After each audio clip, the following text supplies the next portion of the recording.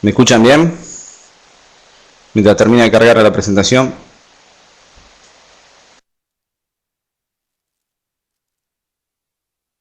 Ahí está.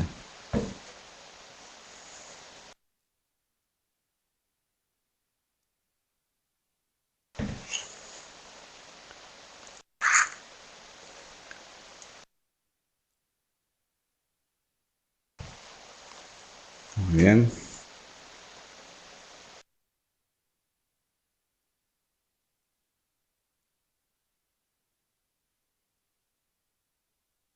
Ahí está.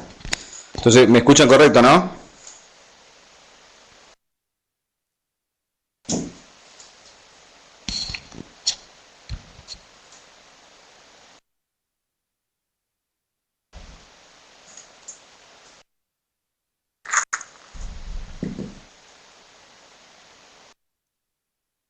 Perfecto. Si tienen algún problema me avisan.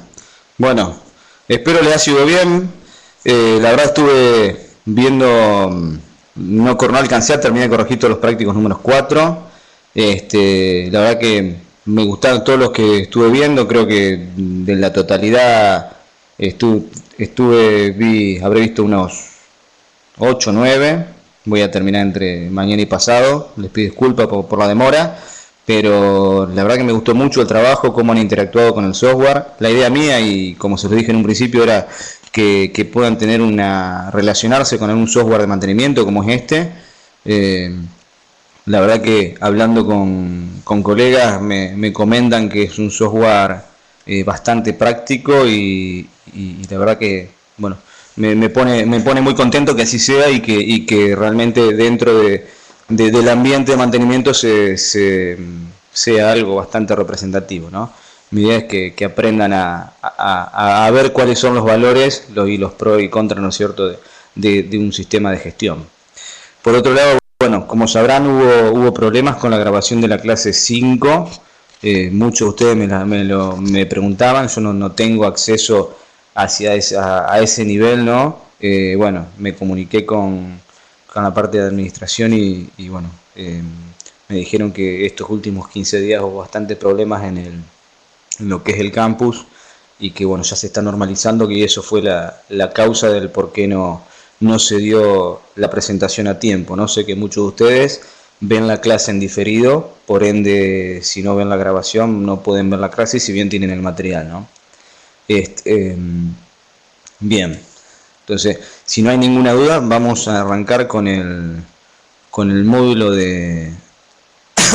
módulo 6. Módulo 6, o sea, es la parte de repuesto, ¿no es cierto? Acuérdense cuando hablamos de los pilares del mantenimiento, decíamos que teníamos los equipos, o sea, los activos, teníamos las personas, teníamos los análisis de avería, teníamos las órdenes de trabajo, y la verdad que ahí me faltó colocar este adicional, que tenemos que tener los repuestos, y tenemos que tener una buena organización de lo que es la estructura del almacén, ¿no? Tenerlos preventivos, tener la gente capacitada, pero no tener el material a la hora de realizar un correctivo, un preventivo, realmente es una ventaja muy grande no tenerlo, ¿no es cierto? Va en contra de mantenimiento, o sea, si bien hay que tener un buen cronograma de repuestos y un buen balance de stock y demás, como vamos a ver en la presentación, es fundamental, ¿no? Entonces, vamos a arrancar con este módulo, donde arrancamos, si ustedes se acuerdan el primer módulo que dimos, que el mantenimiento está evolucionando mucho y ha evolucionado en los últimos 25 años. Esta evolución se da particularmente por la necesidad de bienes y servicios y de la continuidad de funcionamiento, etcétera, etcétera. Todo lo que hablamos, creo que en varios módulos, ¿no? Esto hace que haya una presión hacia mantenimiento y hacia las plantas productivas y la competitividad y una sumatoria. De hecho, por eso arranco diciendo que los distintos cambios de contexto por lo que ha atravesado la industria y particularmente el sector de mantenimiento, como mencionamos en las primeras presentaciones, han tenido un efecto importante en el inventario de repuestos. El aumento de la automatización industrial, el incremento de la complejidad de los activos, que eso hemos estado hablando, es todo más automático, requiere mayor mantenimiento, mayor variedad de activos, o sea, y variedad de fallas como dice acá, posibles, hacen que haya aumentado exponencialmente entre los últimos años, por lo que ha aumentado el número de repuestos necesarios para hacer el mantenimiento, para reparar estas fallas. O sea, por eso esta gráfica, ¿no es cierto?, de cómo se ha incrementado y cómo muchas plantas han pasado de tener un lugar muy pequeño, desordenado, a lugares muy bien ordenados, porque ha aumentado la cantidad de repuestos, y por ende, al aumentar la cantidad es más difícil encontrar. Y han empezado a seguir indicadores, ¿no es cierto? El indicador, como yo les dije, y me ayuda a medir y a detectar puntos débiles y puntos fuertes. Y saber, el indicador nos ayuda a ver cómo estamos. Entonces, siguiendo con esto, ante la evolución, nos dice que como la producción depende cada vez más del correcto funcionamiento de los activos, las consecuencias de la indisponibilidad de estos activos son cada vez peores, por lo que la indisponibilidad de planta por espera de repuestos se considera inadmisible. Esto genera una fuerte presión por aumentar nuestros niveles de inventario de repuestos.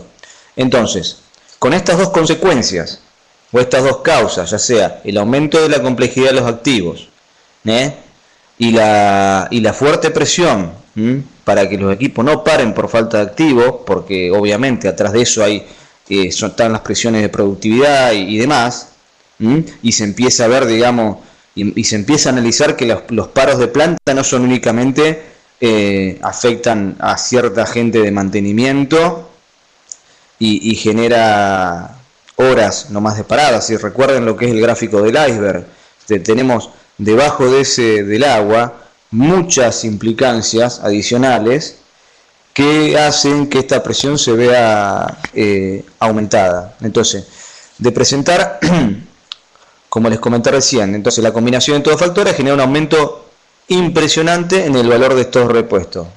Si los digo con justificación, yo tuve la experiencia de pasar de $500,000 a $3,5 millones, o sea, en el transcurrir de los años. Es una locura y hay lugares en que, por ejemplo, yo creo que llegamos a manejar 8.000 repuestos,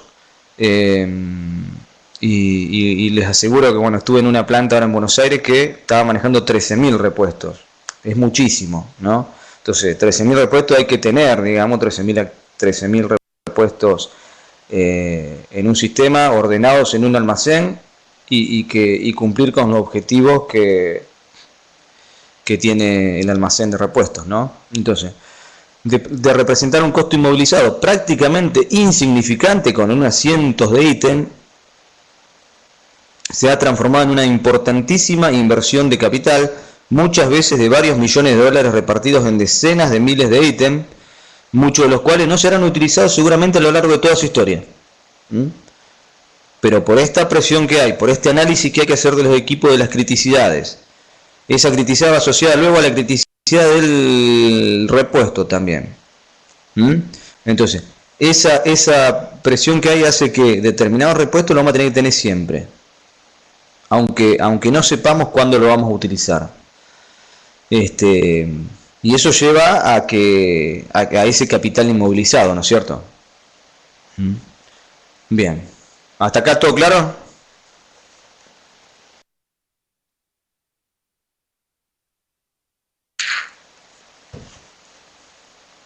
Perfecto. Muy bien. Entonces, el objetivo de un almacén de mantenimiento, ¿no?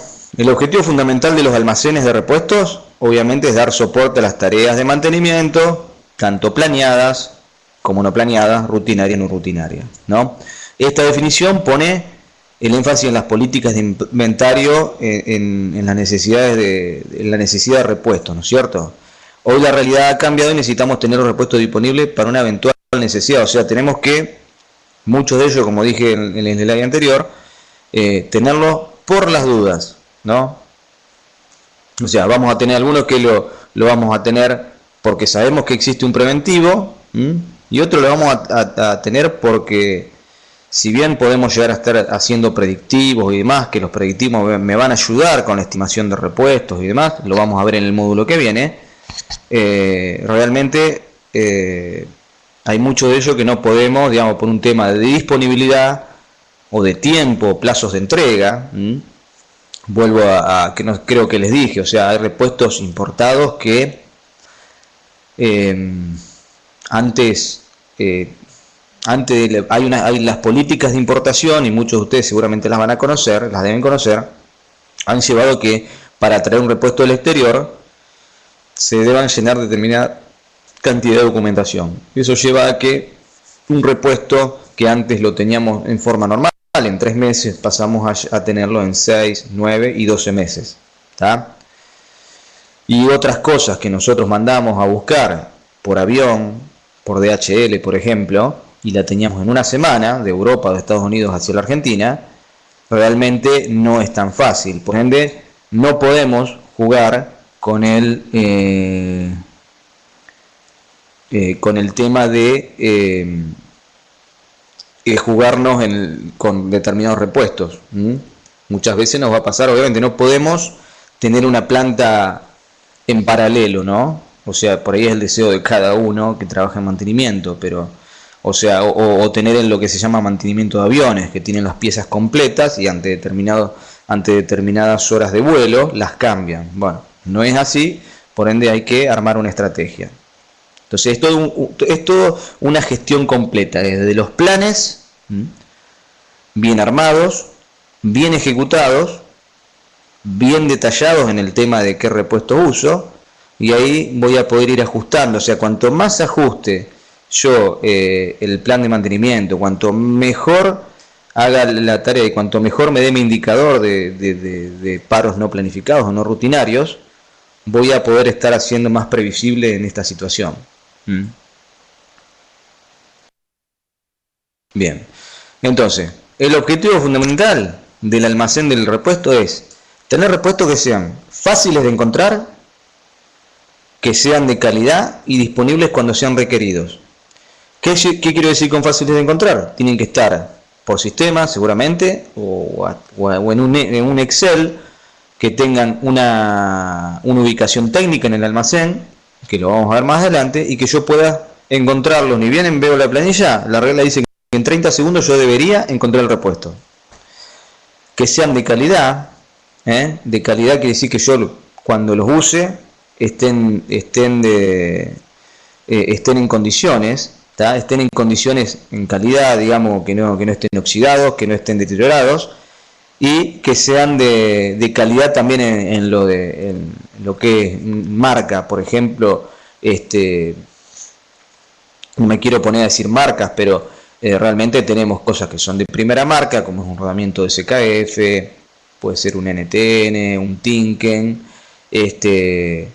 y la parte eléctrica, lo que es Schneider, bueno, Merlin Genin, que es de la línea Schneider, pero por ahí puedo tener otras cosas. O sea, cuando yo defino un material que tiene que estar en góndola, que me dice el rodamiento tiene que ser SKF, si yo voy y encuentro un rodamiento chino, y quizás seguramente la vida útil de ese rodamiento chino no es la misma que el del SKF.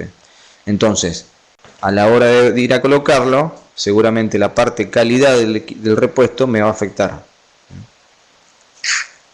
Y disponibles cuando sean requeridos, sí, obviamente. Si lo tengo cargado pero no lo tengo en el almacén, no tiene sentido.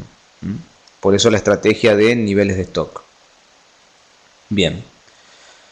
Los componentes del almacén de repuestos. Un almacén de mantenimiento típico, entre otras categorías de almacenes, almacena lo siguiente. Vamos a hablar de lo que es para mantenimiento. Muchas veces, y seguramente quizás alguno de ustedes, no sé si tiene la experiencia, y quizás lo vio, en el mismo almacén de repuestos está la ropa del personal, están los elementos de seguridad y están insumos de producción.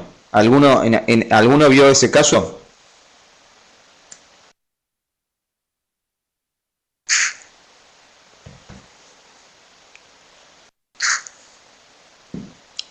Bien. Entonces, hay varios de ustedes que vieron ese caso. Las buenas prácticas indican que la parte de repuestos técnicos deberían estar separadas. O sea, quizás en un mismo sector, pero deberían estar separadas de la parte de productiva, de seguridad, de ropa y demás. Por un tema de orden y de procedimientos, porque como ya les dije, hoy en día un almacén técnico son millones de dólares. Hay un tema de seguridad y hay un tema de orden. Y a ver, y la ropa no va a tener un código en el sistema de mantenimiento, ni los cascos. Entonces, en ese sentido es como por ahí se mezclan las cosas. A mí me tocó que me metan en el almacén cosas que no correspondían. Tuvimos que hacer una jaula aparte, totalmente cerrada, con una puerta aparte prácticamente, para poder evitar que ante auditorías nos bajen ese punto, porque en las auditorías de almacén nos pueden... No, hay una de las preguntas que es, ¿el almacén hay productos de otros departamentos? Entonces, es una regla que, bueno, en muchos casos en el almacén entra todo. Y lo he visto en varias plantas, pero bueno, hay que tenerla suficientemente habilidad para poder separarlo y llevarlo en forma paralela. Entonces, ¿qué vamos a tener en un almacén? Vamos a tener repuestos asociados a unos más activos, a equipos, que pueden ser específicos de una clase de equipo. Ya vamos a ver eso. Es decir, pueden ser de una, no sé, por ejemplo, un compresor Atlas Copco. Hay repuestos que son específicos de Atlas, o específicos de Zuller, o específicos de Kaeser.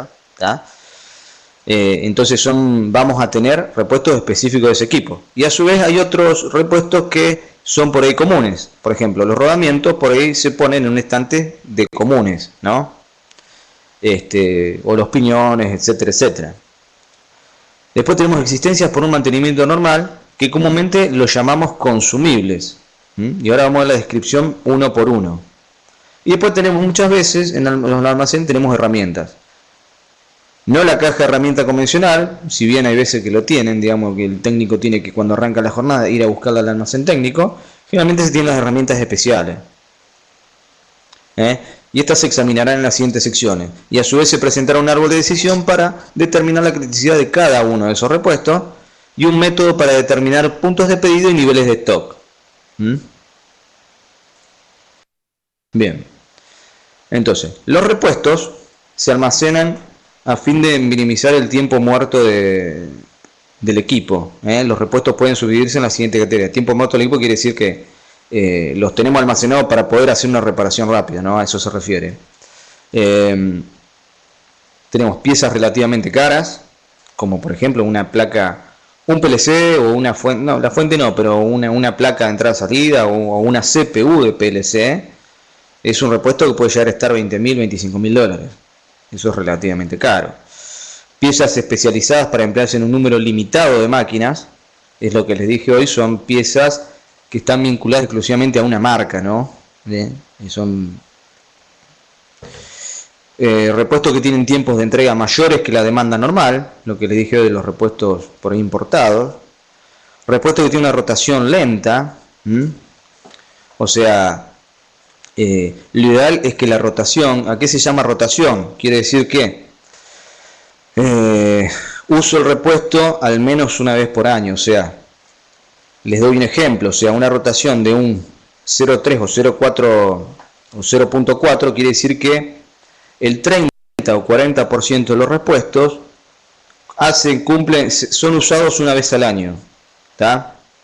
Con este tema de las políticas de importación y demás, en mi caso tuvimos que sobreestoquearnos y comprar muchas cosas que no estábamos comprando por este tema de cubrirnos. Ese sobrestock hace que tengamos una rotación lenta. Esa rotación lenta, y las buenas prácticas dicen que un 0,3, un 30, 40% de rotación, y es muy poco. Lo ideal es tener un 100%, quiere decir que vos todos los repuestos que tenés en el almacén una vez al año los rotás. Es muy difícil. Repuestos críticos y repuestos críticos, el quinto, cuya disponibilidad podría causar un alto costo, me equivoqué, un alto costo de tiempo muerto, ¿no? O tener un efecto muy negativo en la seguridad. Entonces, cuando hagamos la clasificación de la criticidad de los repuestos, muy similar a la que fue de los equipos, pero más con menos filas para seleccionar, vamos a ver estos puntos. Bueno, ahí vimos los repuestos. Seguimos con las existencias para el mantenimiento normal, que le dije que se llamaban los consumibles. Entonces esta categoría comprende los elementos que no tienen un uso especializado, pero que tienen un requerimiento definido y una rotación corta. O sea, enseguida consumo y compro, y son fáciles de localizar y de comprar, ¿no? Ejemplos que se usan en esta categoría son las tuberías, accesorios, cables eléctricos, interruptores, pernos, bulones, electrodos, precintos, aceite, lubricante, interruptores eléctricos, y las decisiones acerca de qué cantidad debe tenerse en existencia y cuánto ordenar, en el caso de la existencia de mantenimiento normal, pueden manejarse de una manera más rutinaria que en el caso de los repuestos, ¿no? En este caso se manejan de una manera aparte porque yo generalmente los repuestos los voy asociando a los equipos, ¿está? En el caso de los consumibles se tiene que tratar de una manera diferente, porque yo si no voy a tener mi historial de repuestos que usé en determinado equipo contaminado. ¿Qué implica eso? Que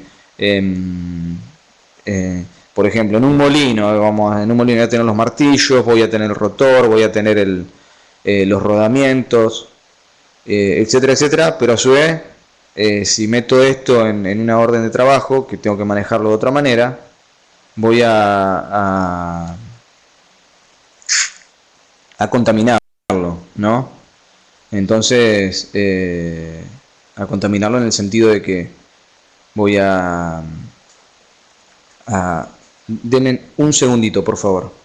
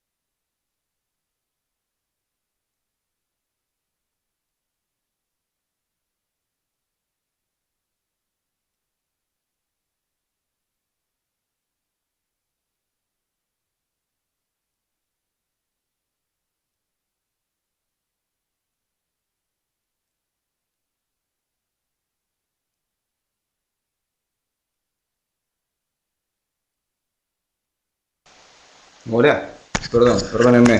Mira, me venía a llamar, perdí a mi señor, me estaba llamando y salió justo con la gordita y bueno, aparentemente no pasó nada. Bien, seguimos adelante. Bien, entonces todo eso, como le estaba diciendo, son todos los elementos que uso para el mantenimiento, como se dice, normal. ¿Ah? Bien. Entonces, siguiendo con las cosas, con los elementos que tengo en el español, ya vimos lo que es repuestos y vimos lo que es materiales para el mantenimiento normal. Ahora tengo lo que son las herramientas. Muchas veces en el almacén tengo archivadas, o sea, herramientas de propósitos especiales que se entregan con un vale, con un préstamo, ¿no? Estas herramientas de uso especiales pueden ser aparejos, extractores, elevadores hidráulicos, alineadores láser, torquímetros, escaleras, generadores. O sea, en realidad hay muchos lugares que hacen esto, que tienen herramientas especiales, hay otros que los tienen directamente en el área técnica, ¿no? En lo que sería el taller de mantenimiento. Pero no es mala la recomendación esta. Realmente cuando los planteles son muy grandes, no todo el mundo cuida las cosas como corresponde, por ende está muy bueno en determinadas herramientas, no digo la herramienta personal de cada técnico, ellos se debe llevar un inventario, pero obviamente tienen que cuidar cada uno, pero lo que es de todos, por un tema, no sé si cultural, yo sé que en otros lugares lo han implementado, ¿no es cierto?, más con las prácticas de TPM, que vamos a ver al final, donde te recomiendan tener un tablero general con todas las herramientas, pero sinceramente les digo, es bastante complicado, digamos, que al ser mucho personal, si bien uno plantea determinadas estrategias para mantenerlo controlado, siempre no todo el mundo trabaja de la misma manera y cuida las herramientas de la misma manera. Por ende, yo creo que es una buena práctica tener ciertas herramientas, y son herramientas caras, en el almacén. Hay que armar los procedimientos como para tener en cuenta cuando el almacenero no está. Generalmente los almaceneros no hacen el mismo turno, supongamos una planta de que trabaja mantenimiento cuarto turno o 3 turnos. Bueno, generalmente los almaceneros están en horario central, de 8 a 17 o de 8 a 18 o a lo sumo en 2 turnos. ¿Alguno de ustedes ha visto almacenes 24 horas?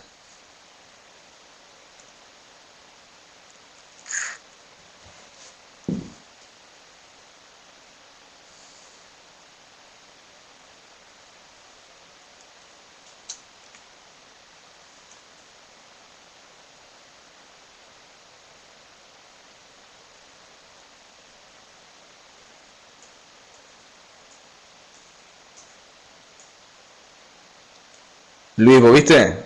No sé si...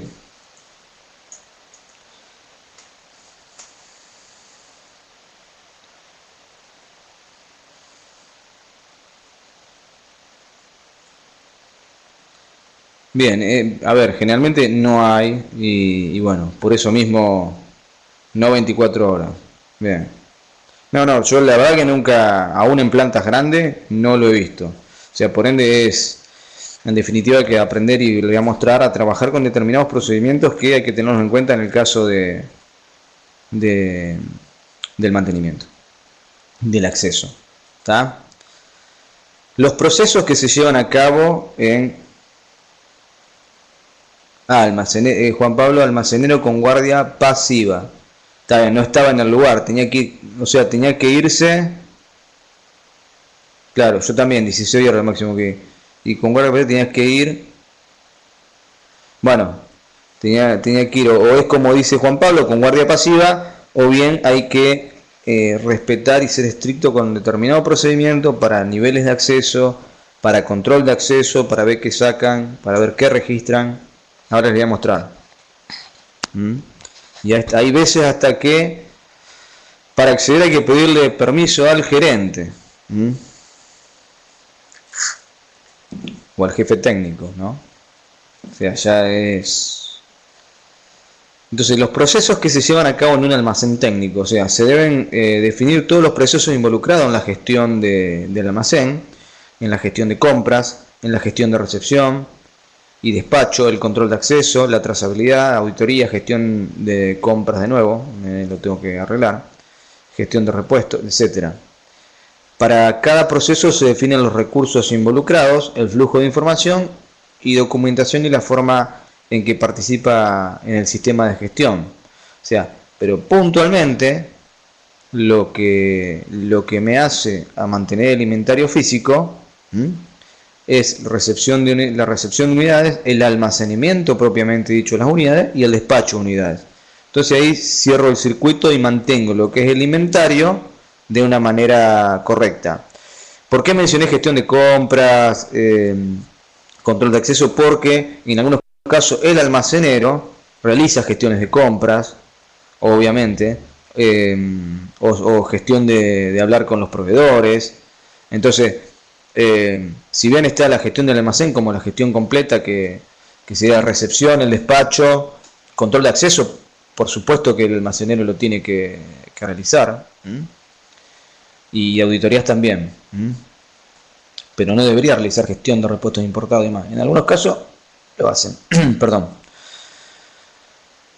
El proceso de recepción de unidades es el proceso mediante el cual se realiza el ingreso de todas las unidades, repuestos, materiales y herramientas que son adquiridas por la compañía en calidad de compra o que regresan al almacén después de haber sido reparadas.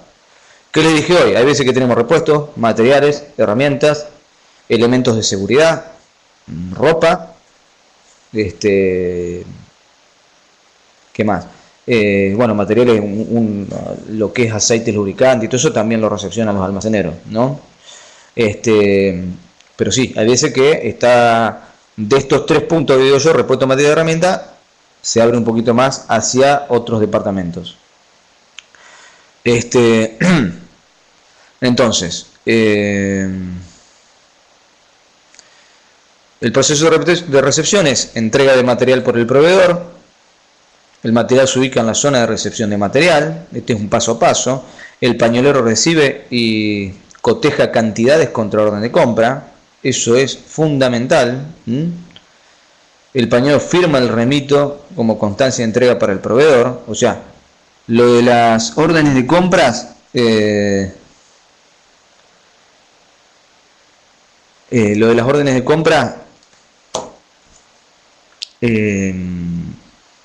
el cotejar las cantidades, eso es básico, y a su vez hay que cotejar si lo que dice la orden de compra está de acuerdo con lo que dice el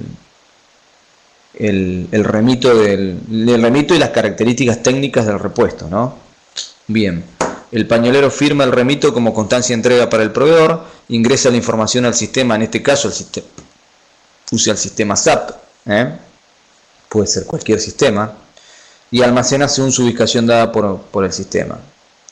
En caso que el material requiera una inspección para la aceptación, por ejemplo el mantenimiento para piezas de un molde, entonces se colocará en un remito que diga sujeto a control de aceptación y aprobación final. Esa es una recomendación, ¿no es cierto? Que por ahí, si a alguno de ustedes alguna vez le toca estar en el almacén, cuando son piezas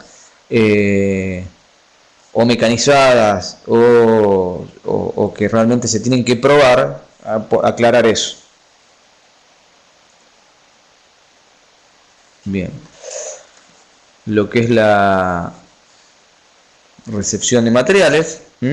La recepción de materiales en bodega técnica tiene que seguir parámetros técnicos, no debe ser discrecional de la persona a cargo, o sea, los materiales comerciales, la descripción debe cuadrar perfectamente con la solicitud de compra, y en los materiales fabricados debe haber una recepción técnica por parte del experto interno de fábrica. Idealmente estos elementos deben ser fabricados de acuerdo a plano para que pueda ser verificado. O sea, la mejor opción, hay muchos repuestos que se pueden mecanizar, digamos, no necesariamente es necesario traerlos de afuera, ¿no? Si, digamos, la complicación, digamos, hay mucha capacidad de fabricación acá en el país y de mecanización, hay muy buenos talleres de mecanizado, etcétera, etcétera. Lo que por ahí complica el tema es el tipo de material, ¿no? Si bien el mecanizado puede estar bien, muchas veces lo complejo es el tipo de acero, el tipo de aluminio. Hay ciertos materiales que lamentablemente no se consiguen para poder realizar la pieza idéntica a la del fabricante. Pero en caso de, no sé, una polea, una corona, un eje, que son materiales que son comunes, ¿no? Muchas veces pasa que cuando uno lo va a usar, y son repuestos fabricados localmente, cuando uno lo va a usar, y no sé si a usted le ha pasado, ¿no? Pero realmente muchas veces uno lo usa y están fuera de medida, y al estar fuera de medida, recuerden lo que yo les conté en el análisis de avería de hace 2 semanas. ¿Qué pasó con esa rueda? Si se hubiera hecho un control de tolerancias en función de plano, nos dábamos cuenta de que la rueda estaba mal torneada, mal fabricada, que el alojamiento del rodamiento, el alojamiento del diámetro exterior estaba mal mecanizado, por ende recuerden que tuvimos que colocar otro rodamiento, etcétera, etcétera, y eso originó la causa raíz del problema. Entonces, Por ahí una opción es que el proveedor esté en condiciones de emitir un certificado de inspección de acuerdo a criterios establecidos con anterioridad. O sea, el proveedor va a empezar a cuidarse un poco más de chequear, de cuando haga una pieza, la verifique contraplano. El plano tiene que ser lo más detallado posible. O sea, lo más detallado posible es que tenga tolerancias, en el caso de que vayan rodamientos, que se diga la interferencia que tiene que tener. O sea, bien detallado. Cuestión de no correr riesgo. ¿Estamos? Bien, el proceso de despacho de unidades es el proceso de legalización de salida de los materiales del almacén, ya sea para entrega a mantenimiento, para producción, para envío a reparación o para devolución por intercambio. O sea, en este caso, ¿cómo hago la salida? Puede ser que el técnico o el programador realice una solicitud de material mediante una orden de trabajo, o vale. El pañolero identifica el código del material y su ubicación en el almacén, define si hay stock, realiza la búsqueda en estantería, registra en el sistema manualmente con un lector de código de barras, entrega el material y el técnico firma la recepción del material en caso de vale o fuera de horario de atención del almacén. ¿Por qué pongo, para no confundirlos, este es el esquema ideal? Después entran los tires y afloje de decir, tengo la máquina parada, tengo que arreglarla y vos me pedís que te haga una orden de trabajo. Hacer una orden de trabajo le puede implicar 2, 3, 4 minutos. ¿Tá? Lo ideal y la condición ideal para ir consolidando buenas prácticas.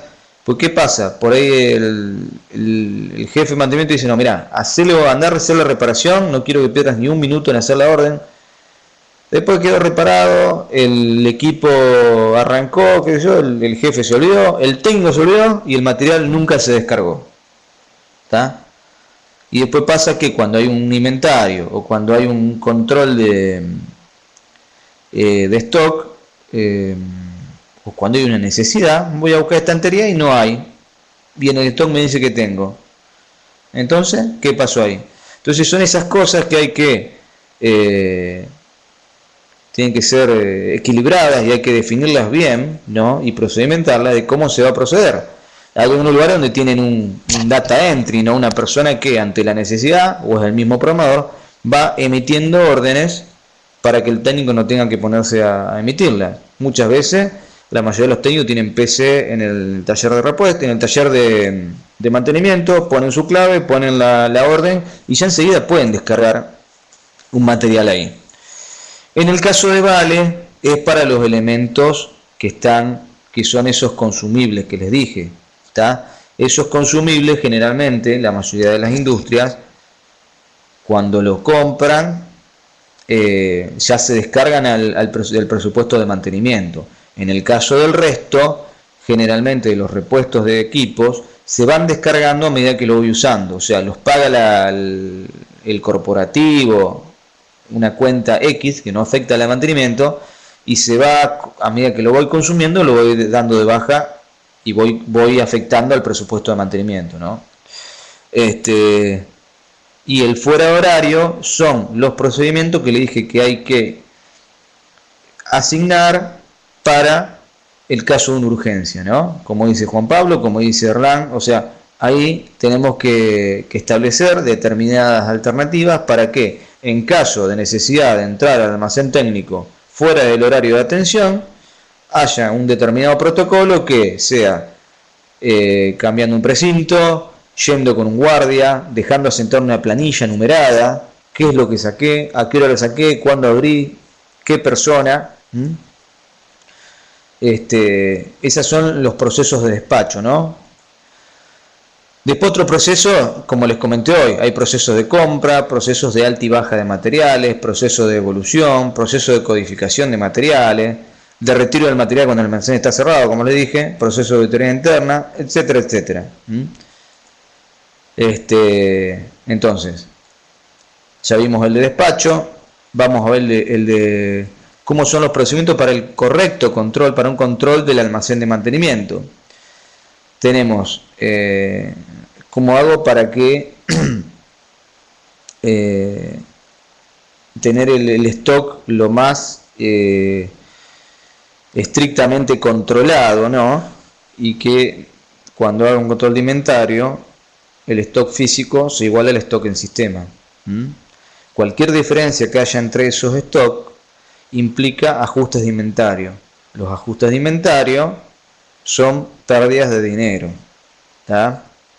Entonces los ajustes de inventario, yo cuando muchas veces en muchos lugares practican el ajuste de inventario mensualmente y son miles de pesos que yo ajusto, y ese ajuste de inventario es como justificar el desorden, ¿no? O justificar las malas prácticas que hacen que algo que tenía no se dio de baja, lo usé, no sé en qué lo usé, no sé si lo perdí, no sé si me rompió o no sé si alguien se lo llevó, ¿tá? Entonces, tenemos la requisición, el control de inventario y los artículos para almacenar. ¿Qué es la requisición? Los procedimientos de la requisición son un paso esencial para retirar material de un almacén de mantenimiento. La requisición de materiales también se llama solicitud de materiales. Entonces vamos a llamarlo, mejor dicho, solicitud de materiales. ¿Cómo solicito materiales? Entonces, puedo solicitar mediante una orden de trabajo, como les dije, mediante un documento para materiales, que son los consumibles, y mediante un documento de entrega en horario de no atención. Mediante la orden de trabajo, el programa puede reservar los repuestos requeridos para un mantenimiento preventivo o correctivo programado, y en caso de no programado o no rutinario, ¿no?, el técnico debe presentar esta orden para que el almacenista descargue los materiales entregados, los cuales serán cargados en la orden de trabajo correspondiente. ¿Está? Entonces, eso es lo que les mencioné, que es lo ideal trabajar con una orden de trabajo y tener bien detallados los procedimientos adicionales. Acuérdense, en la orden de trabajo, esta es la que les presenté, en el reverso de la orden, el mismo almacenista y el técnico puede descargar la descripción del material, número de pieza, cantidad, unidad, etc. Entonces, esto se puede hacer con el mismo software de mantenimiento, donde uno puede cargar los materiales, ¿tá?, y puede ir descargando, y se puede, y lo mismo pasa en SAP y en otros sistemas, ¿no? Entonces, ¿qué pasa? Perdón que vuelva. Luego, estos materiales van a ser cargados en este caso, acuérdense, esta era una bomba Grunfo de 30 metros cúbicos hora, con un cierto número de documento, ¿no?, con un cierto número de inventario. Entonces, esos materiales van a estar cargados en el historial de la bomba. A lo largo de su vida útil, yo puedo determinar qué fue lo que le fui haciendo a esa bomba, cuánto fui gastando en mantener, en que esa bomba mantenga las condiciones de desempeño requeridas, ¿no?, entre horas hombre y materiales. Entonces, esa sumatoria de horas hombre y materiales me va a ir dando, y puedo usarlo, digamos, a la larga, diciendo, puedo comparar esta bomba con otra bomba, y comparar, decir, a mí me pasaba con una marca de una envasadora, ¿no es cierto?, con unas marcas determinadas, que no sé, gastaba, por decir un número, 70.000 pesos anuales, y con otra marca gastaba 300.000. Entonces realmente la diferencia era abismal de lo que uno gastaba en mantenimiento, tanto la sumatoria de horas hombre más materiales. O sea, era una máquina que tenía repuestos caros y llevaba mucho tiempo de mantenimiento. Entonces, todo esto, si yo voy informando en sistema como corresponde, voy a ir teniendo un historial que hace que a la larga, en ese caso, por ejemplo, ayuda a decir, che, pará, esta máquina, tengo que comprar una máquina nueva, no compro esta, compro la otra, que es una máquina que quizás es más rústica, más sencilla, y hace lo mismo, hace lo que necesito, y me sale mucho más barata mantenerla. O sea, es como si yo quiero tener un Mercedes-Benz para usarlo de taxi y otro auto mucho más barato de los convencionales me sirve, y quizás el convencional voy a gastar menos en mantenimiento de ese convencional. No sé si el ejemplo viene al caso, pero es algo así, ¿no? Este, bueno, la requisición, acuérdense que habíamos visto, seguimos con la requisición, las órdenes de trabajo, vamos así con el vale de entrega. El vale de entrega es un documento especial que generalmente se hace por triplicado y es exigido por el almacenista para entregar materiales, un trabajo específico, y va a quedar una copia para el almacenista, otra para el solicitante y otra para Contraloría. ¿Tá? Debe tener el nombre correspondiente o su código con datos sobre el número, la fecha de entrega, así como las firmas autorizadas. Muchas veces hay ciertos materiales consumibles que lo usa mantenimiento, pero también por ahí lo ocupa producción. Entonces por ahí se hace una orden, se abre una orden que sean consumibles para producción y se pueden ir descargando y se le envía el costo al departamento de producción. En el caso de los técnicos, por ahí para evitar tanto movimiento, en muchos casos, no sé si ustedes me pueden decir de su experiencia, se tiene un cofre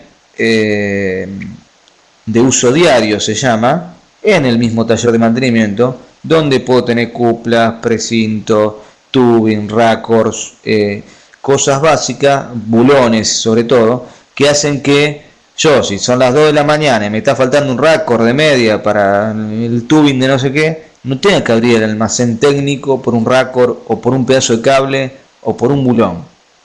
Entonces tenemos que evitar abrirlo en el horario en que no están los responsables del almacén.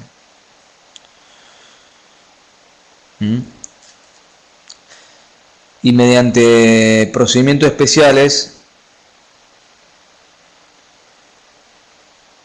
Juan Pablo, materiales fuera de almacén. En realidad se tiene como un duplicado, Juan Pablo. Vos tenés en el almacén técnico un cierto stock y en otro gabinete aparte, fuera del almacén, se tiene los que más... Buenas tardes, Alejandro. Los que más son habituales, ¿no? O sea, por historial yo puedo decir, bueno, los bulones que más habitualmente uso son los de 1/4 por media y largo, de acero, no sé, puedo decir algo, ¿no?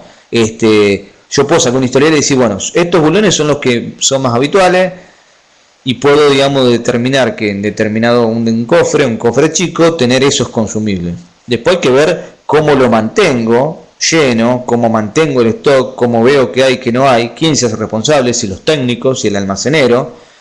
Y ahí hay un tire y afloje. Al almacenero le conviene que no abran de noche, porque sabe que la situación está controlada. Sabe que si abren, seguramente pueden llegar a entrar a buscar estas cosas, pero por ahí entran, no se fijan en el sistema en qué posición está. La gente actúa de memoria, dice, bueno, esto lo voy a buscar acá, revuelve las piezas. Muchas veces una de los motivos por el cual el inventario no acierta es porque las cosas están ubicadas, los materiales o repuestos están ubicados en un lugar distinto. Es ubicarlo dentro de un lugar distinto, por ahí se puede equivocar el almacenero, pero generalmente se da porque yo revuelvo para buscar algo que necesito y el almacenero no está. Entonces, como decimos acá, hay un vale de entrega y mediante procedimiento especial para HNA, horario de no atención. Entonces, en caso de no tener almacenado el 100% del tiempo, ¿qué es lo que pasa generalmente? Este procedimiento debe ser claro y de cumplimiento estricto. Lamentablemente, la personalidad del almacenero tiene que ser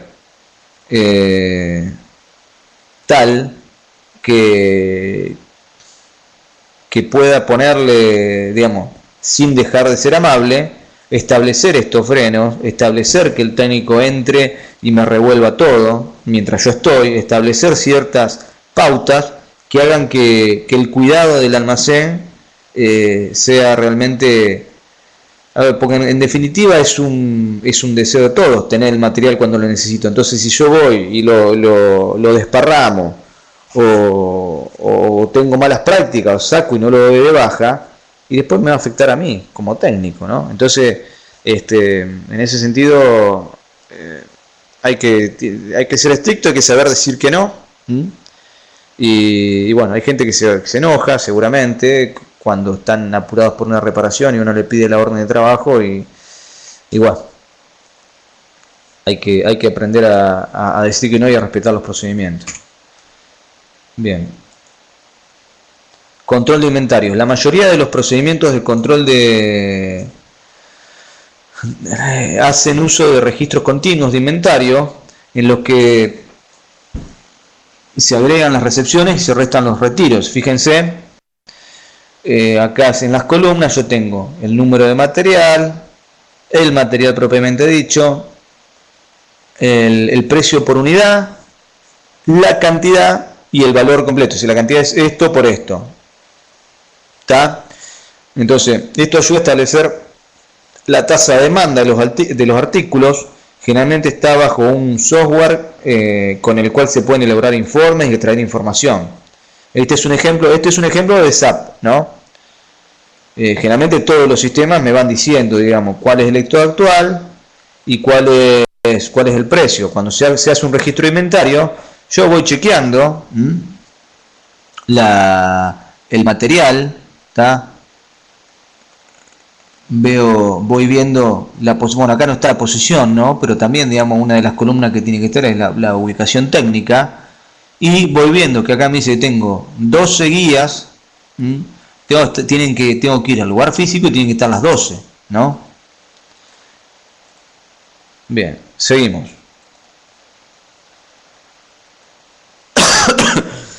Artículos por almacenar. Es una práctica usual que las piezas y los materiales para el mantenimiento de rutina siempre deberán estar disponibles. Las piezas para las reparaciones generales y mantenimiento no rutinario deben ser controlables, de manera que se haga el mejor uso de la inversión de capital de repuestos. O sea, las piezas fuera de lo consumible, están estas piezas que son realmente caras y las tenemos que controlar. ¿Para qué? Para hacer un mejor uso de la inversión. Recuerden que el tener todos esos repuestos es una inversión. ¿Tá? La clasificación del inventario de manera menos costosa puede lograrse con un análisis ABC. El análisis ABC se basa en la ley de Pareto. ¿Se acuerdan que yo les expliqué lo que era la ley de Pareto? Que establece que los artículos significativos de un grupo generalmente constituyen solo una pequeña porción del número total de artículos de dicho grupo. O sea, por ejemplo, aplicando esta ley a la administración de inventario se podrá ver, esto es aproximado, que una porción importante del valor de inventario, por ejemplo el 70-80%, me la hacen los artículos clase A, ¿tá? Que son aproximadamente el 10% del total del almacén. ¿Tá? Los B van a ser un 20% total del almacén y van a ser un 20% del valor del inventario. Y los C generalmente son un 70%, pero un 10% de costo. ¿Tá? Esa es la parte, la gráfica más sencilla. O sea, no sé si ustedes están interesados, yo prefiero ir a la clasificación por criticidad, ¿no? En la ABC nosotros estamos definiendo como que un repuesto por valor ya le estamos dando la criticidad. Y quizá no es así. Pero bueno, esta es como una primera aproximación de decir, bueno, yo puedo decir que tengo esta curva de distribución. Si consideramos se recomienda que los artículos clase A que tienen una elevada inversión de capital se los soliciten con base en cálculos de cantidades más económicas de pedido o tamaño de lote económicos. Lo vamos a ver al final de la presentación. Los artículos de esta clase requieren un control más estrecho, teniendo en mente el alto costo de estos artículos. Generalmente se mantiene una cantidad mínima de existencia en el almacén. Los artículos que caen en la clase B pueden solicitarse en cantidades más grandes que los artículos en clase A. De manera similar se puede mantener existencia aún más grandes. Y los artículos clase C ascienden al 10% de la inversión del inventario total. Y esto requiere un control mínimo y pueden mantener existencia de seguridad hasta 6 meses. O sea, ¿cómo hacer un Pareto? Si ustedes tienen el listado del almacén global, lo pueden hacer. Es sencillo, hay una serie de pasos, que si quieren se los paso, no sé si están interesados.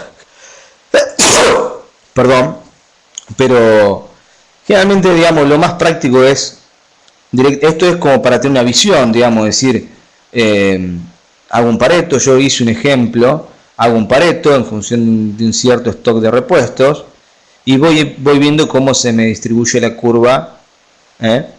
Y el Pareto, recuerden que acá estoy llegando casi al 80%, que sería lo más importante de mi almacén, en función del costo.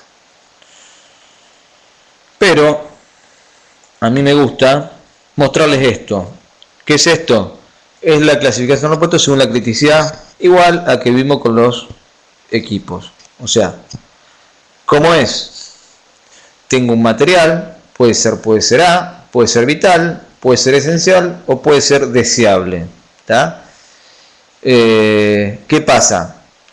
Primero tengo una primera fila que son requisitos legales, no está regulado por la legislación o auditorías internas de la compañía. O sea, si es A, dice que es requerido por la legislación local o internacional y controlado por organizaciones gubernamentales. Por ejemplo, si es un repuesto que está vinculado a un equipo de la planta de tratamiento de efluentes y que el no tenerlo me hace que pueda estar fuera de especificación en lo que es el vuelco, y generalmente eso lo voy a clasificar como un requisito legal, ¿no? No sé, repuesto o la válvula de seguridad de la caldera o de una línea de vapor también es un requisito legal. Después podemos tener política, está relacionado con políticas internas. Hay veces que depende de la compañía, a veces que las políticas internas son más fuertes que las de legislación local, pero generalmente no. Pero bueno, hay ciertas compañías que tienen políticas internas muy fuertes y generalmente tiene más peso, la que tiene más peso es la que prevalece, ¿no? Y C no es requerido por la legislación o las políticas internas. ¿Se le ocurre algún ejemplo, aparte del que les di, de algún repuesto que es requerido por legislación local o internacional? ¿Algún adicional al que yo les dije? Por ejemplo.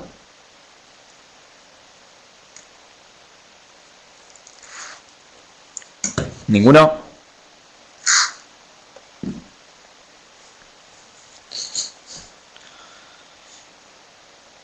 Bueno, otro ejemplo que pueden ser filtros especiales que hacen que no evitar arrojar material particulado o determinado material particulado al ambiente. O sea, hoy, al menos acá en provincia de Santa Fe, hay una legislación que te pide la medición del material particulado.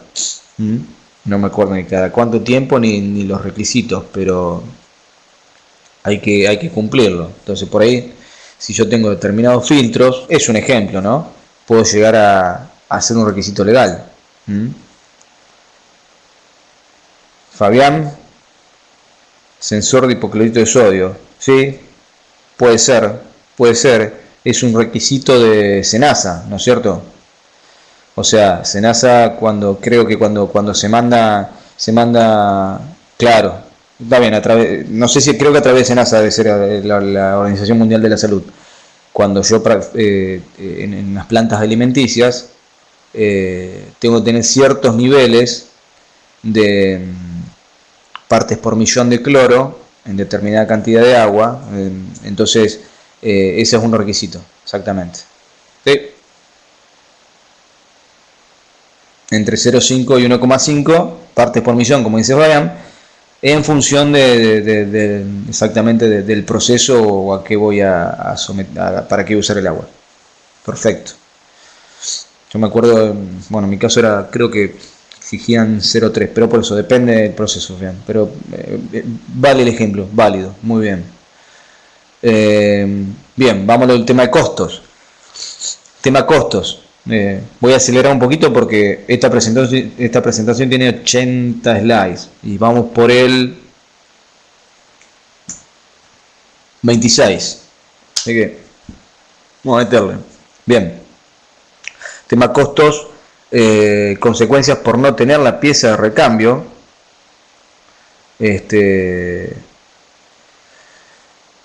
Y genera un gran impacto económico. Impacto importante para el negocio, mayor a $10.000, impacto medio de la eficiencia y el rendimiento, y bajo ningún impacto en la eficiencia o el rendimiento. Entrega, tiempo de entrega, si más de 90 días o sea, es un material importado, proveedor específico. Hoy generalmente los materiales importados, esta tabla es para otro país, seguramente. Hoy los materiales importados tardan entre, no, sí, entre 180 días y 200 y pico, 300, sí, capaz que medio año a 3/4 año, ¿no? Clase B de 21 a 90 días y menos de 20 días que son consumibles, simplemente materias piezas de repuesto.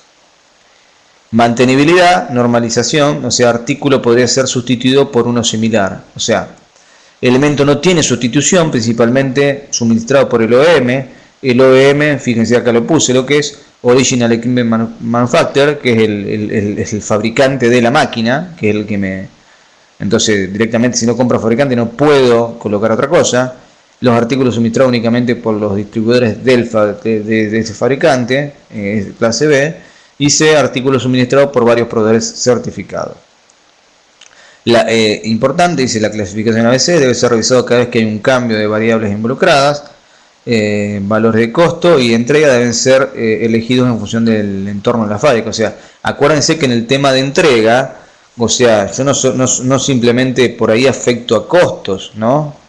Puedo afectar, digamos, a la productividad, digamos, todo lo que les dije que se ve debajo del agua en el iceberg, también es parte a tener en cuenta. Y muchas veces el tipo de material está asociado también a la clase de equipo que estoy haciéndole mantenimiento, ¿tá? Si bien no es totalmente consecuencia uno del otro, hay que tenerlo en cuenta. Luis me decía, otro ejemplo son los filtros absolutos y prefiltros de 0,3. Esos son los filtros para material particulado, Luis.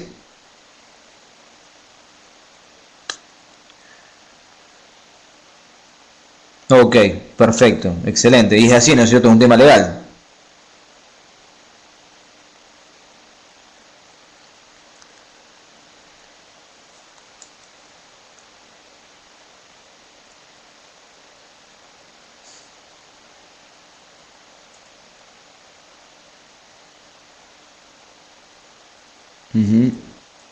Bien.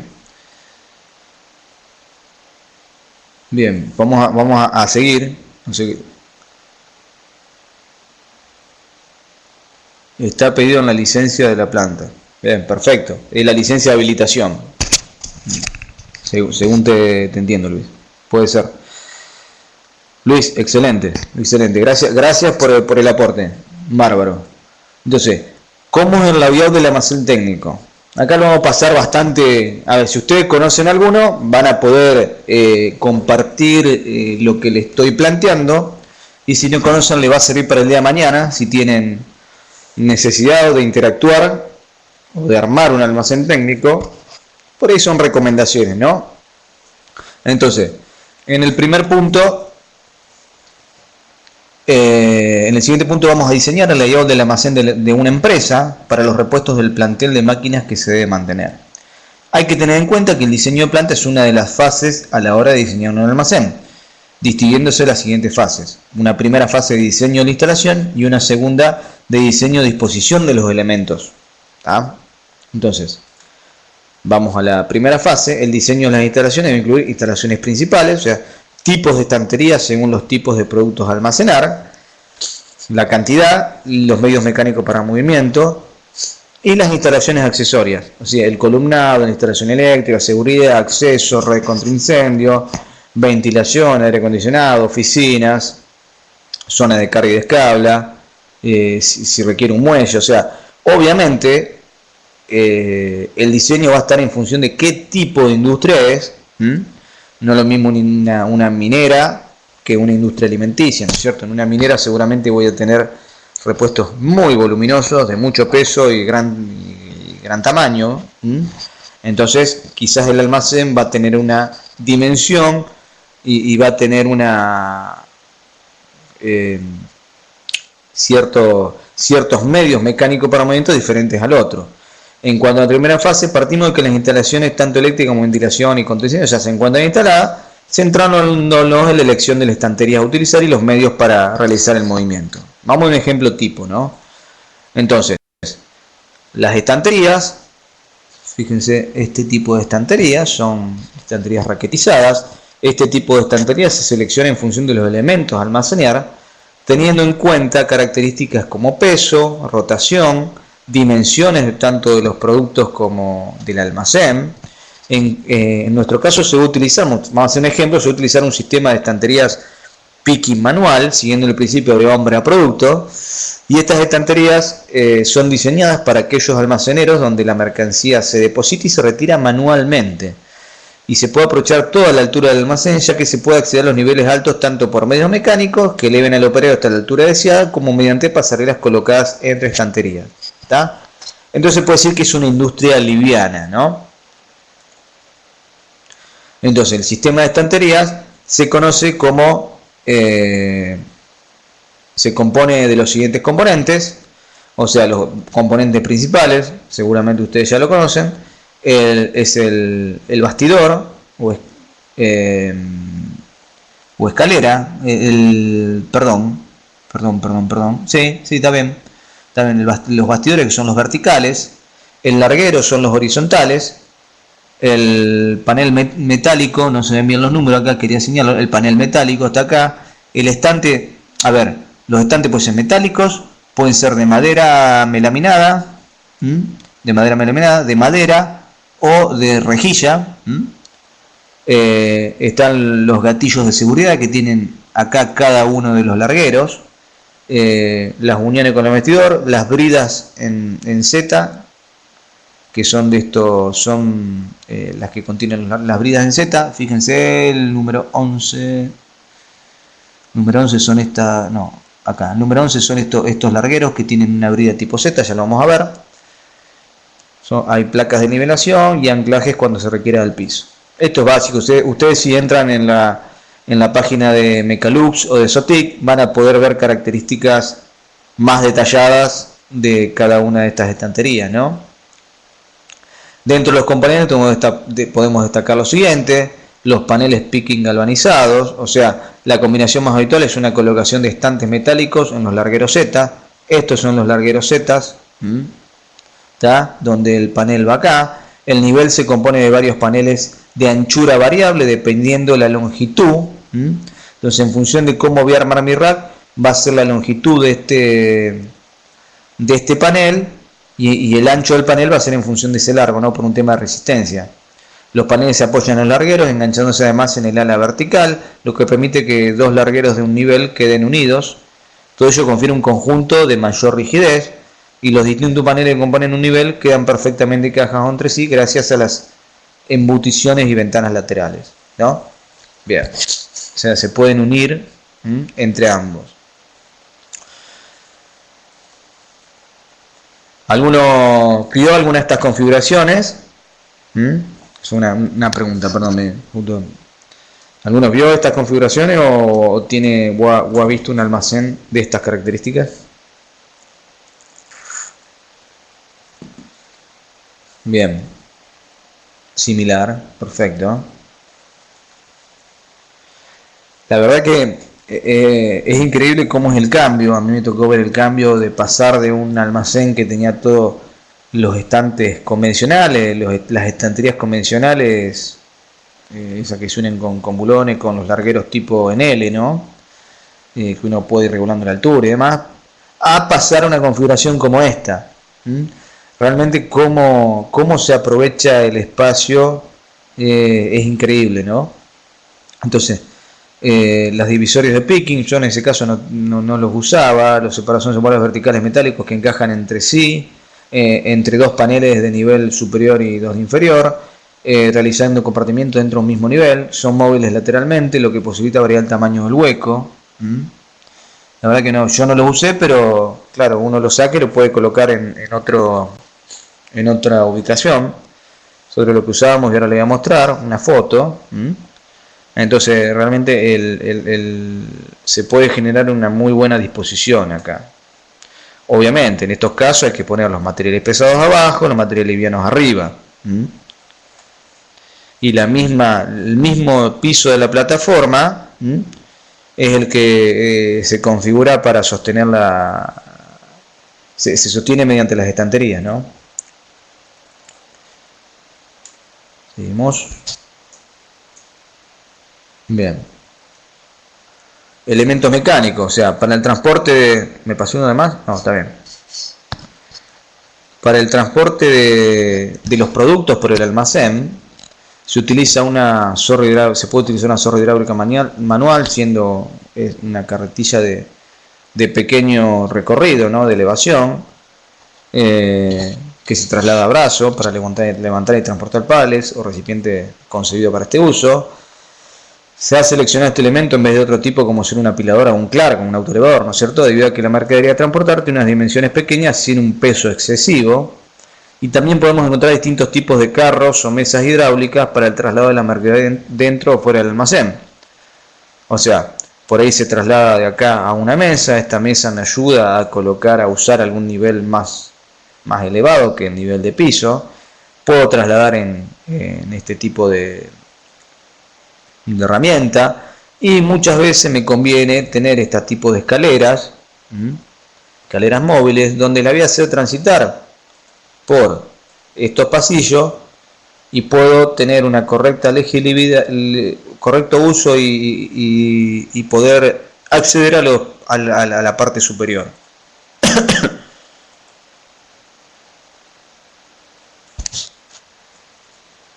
Bien. La segunda fase, entramos en el diseño de la configuración de las zonas que entran en juego en el almacén. Para ello se debe tener en cuenta los siguientes puntos. El diseño en planta, el layout del almacén debe permitir un flujo de materiales eficiente y efectivo y en definitiva optimizar las operaciones del almacén. Y uno de los principales criterios a seguir es el de dar el mejor servicio posible pensando en el cliente en final del producto. Ok, Fabricio, gracias por el rato. Nos vemos y espero que que puedas ver la grabación. Bien, entonces debemos considerar la estrategia de entradas y salidas dadas las características de los productos. ABC, rotación, peso, volumen, cantidades, medios necesarios para el movimiento y manipulación, tener en cuenta los requisitos ergonómicos. ¿Por qué digo el tema de los requisitos ergonómicos?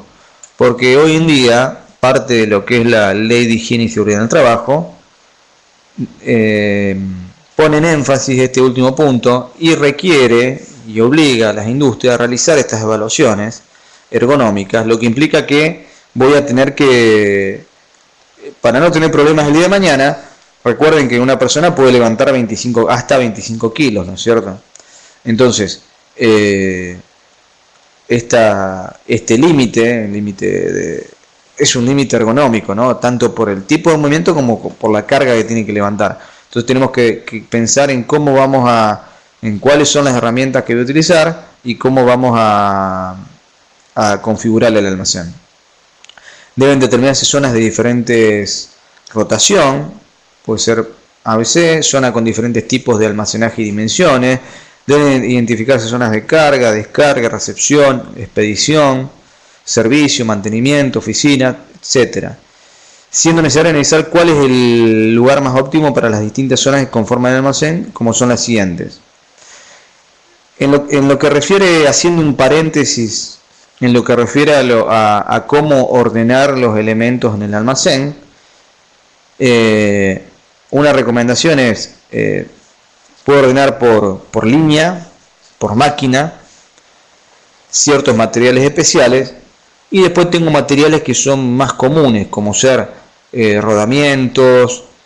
A ver, que si bien si son específicos de una máquina y sé que no lo voy a usar en otra, bueno, por ahí lo puedo poner con la máquina, pero generalmente conviene ponerlos junto con todos los rodamientos juntos, todos los piñones juntos, todos los engranajes juntos, toda la parte eléctrica, o sea, entonces yo tengo determinadas áreas por tipo de repuesto. Y a su vez pues tengo los repuestos de la línea 1, de la línea 2, específicos de equipos, ¿no? Entonces, tengo el área de recepción, zona donde se realizan las actividades de proceso de recepción. Tengo el almacenamiento o reserva o stock, es el lugar propiamente dicho donde voy a almacenar los materiales, zona de destino de los productos almacenados, de adaptación absoluta a las mercancías albergadas, Incluye zonas específicas de stock para mercancías especiales, devoluciones. Preparación de pedidos, zona donde son ubicadas las mercancías tras pasar a la zona de almacenamiento para ser preparado para la expedición.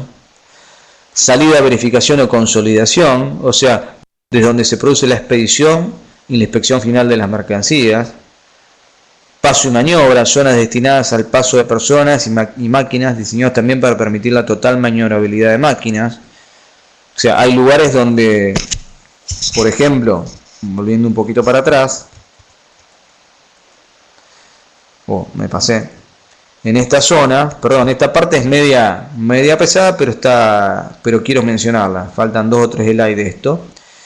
Hay lugares donde fuera de esta configuración o la escalera se coloca en otro sector acá para no perder toda esta plataforma, este lugar inútil, y se pueden colocar racks de capacidad mayor donde puedo tener los elementos más pesados ahí y poder inclusive garantizar el acceso con, por ejemplo, con un autoelevador, ¿no?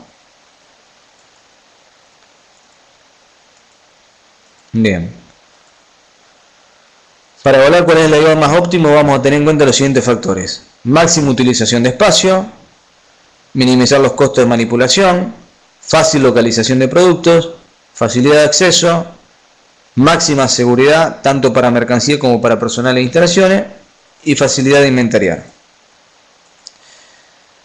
Conseguir compatibilidad de los productos próximos, o sea, si tengo los rodamientos debería tener las cajas por rodamiento al lado, si tengo los piñones debería tener las cadenas al lado, ¿tá? Si tengo la parte eléctrica, tengo los cables, gracias Alejandro, si tengo los cables, perdón la interrupción, si tengo los cables, tener toda la parte de interruptores, de conectores y demás, de borneras, en un mismo sector. Rotación, colocarlos de mayor rotación junto a zonas de salida, buscando distancias mínimas, o sea, hay que evitar el ida y vuelta. Y el tamaño, por supuesto, las mercancías de pequeño tamaño situadas cerca de la zona de salida para minimizar costos de manipulación. Bien, vamos a ver un ejemplo acá. Primero el análisis del espacio disponible, para ello recurrimos al plano de la instalación destinada en el almacén. Este es un almacén que tiene 18 metros de largo por 12 de ancho, ¿no? Donde vemos que se define dentro del espacio destinado al almacén, tenemos que ver cuál es el espacio de almacenamiento. Hay que tener en cuenta que el espacio destinado a la oficina, entrada de material y salida, debido a que se parten de unas instalaciones previas, ya que se encuentra definida siendo el espacio de almacenar el siguiente, o sea, ya la zona se encuentra definida, define una zona de almacenaje, define una zona de recepción, una zona de salida y la oficina. La segunda es la configuración de alternativas. Perdón que di vuelta a la imagen porque estaba mal anotado los nombres, igualmente se pueden leer, yo quería que una coincida con la otra, ¿no? Este punto tenemos que configurar distintas alternativas de layout, para ello tenemos que tener en cuenta las dimensiones del almacén, las dimensiones de las estanterías, las dimensiones de los elementos mecánicos, los productos a almacenar y las distintas zonas que componen el almacén, como dijimos, la oficina, zona de salida o entrada.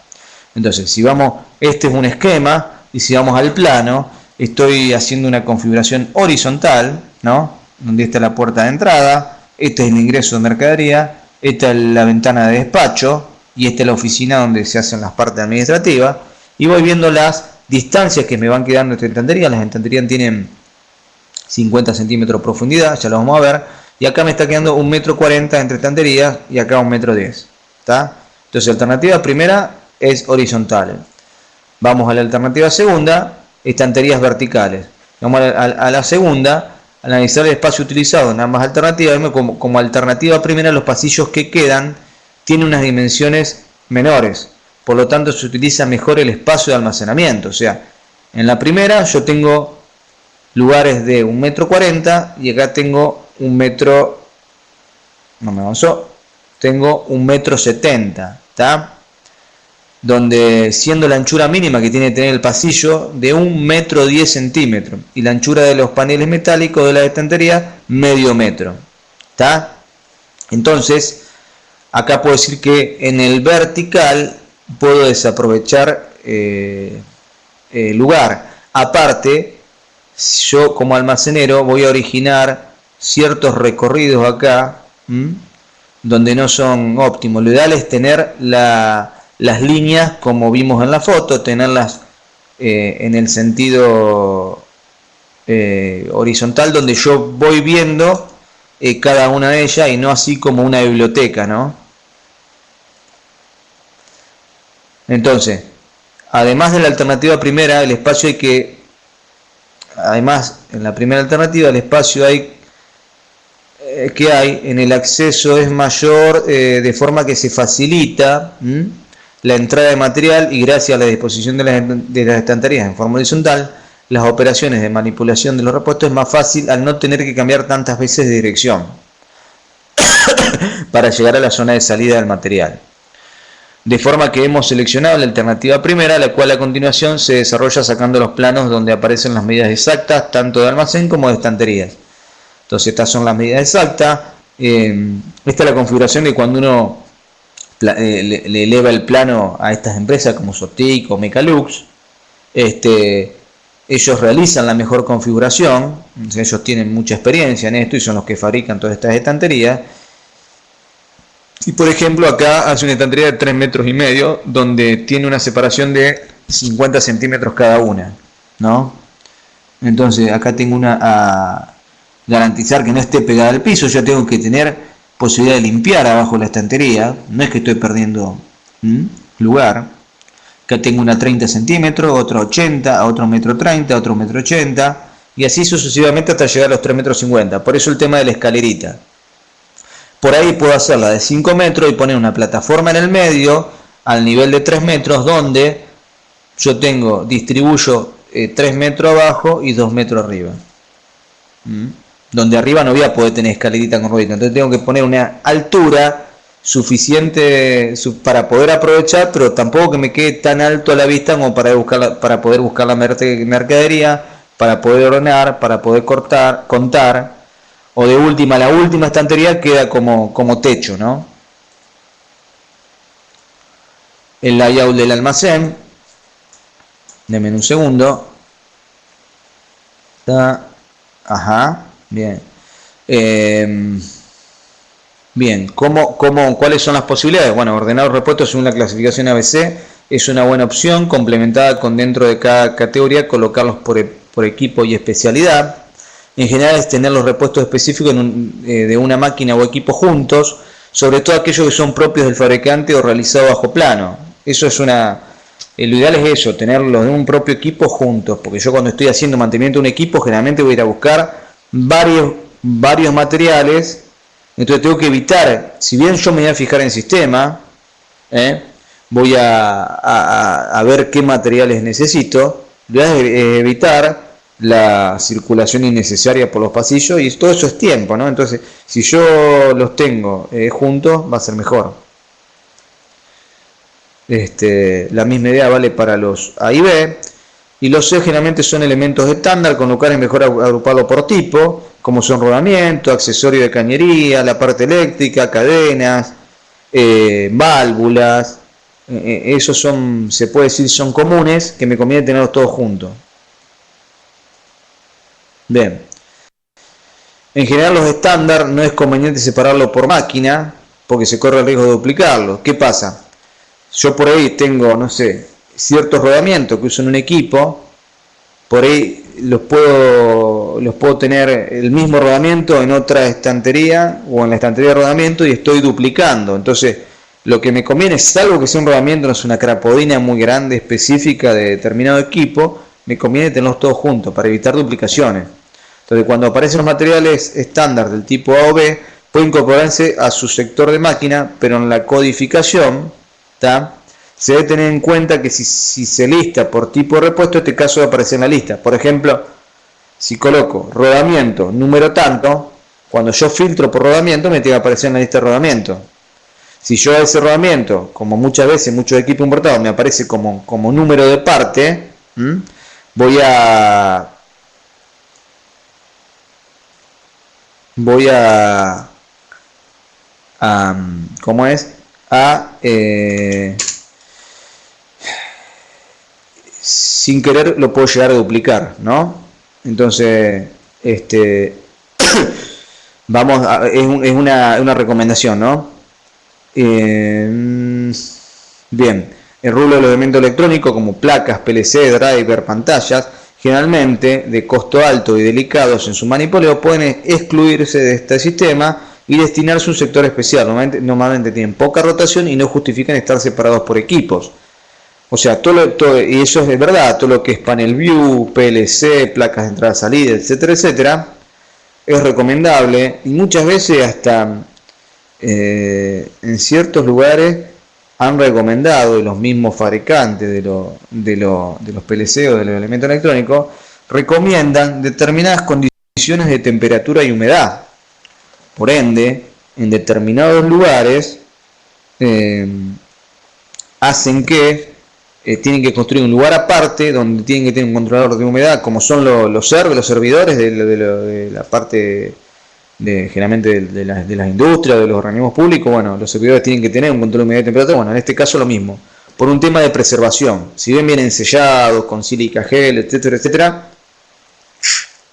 muchas veces exigen eso. Bien, estas son fotos de almacén, fíjense. Estas son estanterías convencionales con cajones, donde el cajón tiene la etiqueta del material que tiene adentro y la ubicación técnica. Esta es la sala de la oficina. Eso les da una idea de cómo es un almacén correctamente ordenado. Bien, vamos a hacer una cosa. Ahora nos va a faltar el tema de codificación y ubicación técnica. Vamos a hacer un recreo de 10 minutos y volvemos. Nos van a quedar por delante aproximadamente 30 y pico de slides. Por ende vamos a tener, y a su vez un ejemplo a lo último, por ende, bueno, vamos a llegar ahí con el tiempo. ¿Está? ¿Estamos de acuerdo? Cortamos 10 minutos. Arreglen el mate y seguimos.